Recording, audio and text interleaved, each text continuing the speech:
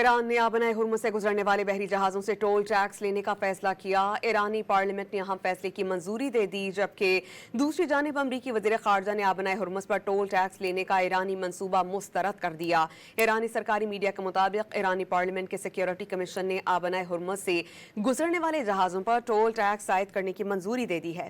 Toll tax کا مقصد ایرانی افواج کو مزید خود مختار بنانا ہے۔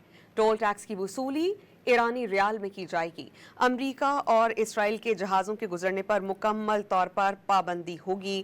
امریکی وزیر خارجہ مارکو روبیو نے کہا کہ آبنائے ہرمز پر ٹول ٹیکس لینا ناقابل قبول ہے۔ صدر ڈونلڈ ٹرمپ کے پاس اس حوالے سے کافی آپشنز موجود ہیں۔ Now, they are making threats about controlling the Hormuz Straits in perpetuity, creating a tolling system.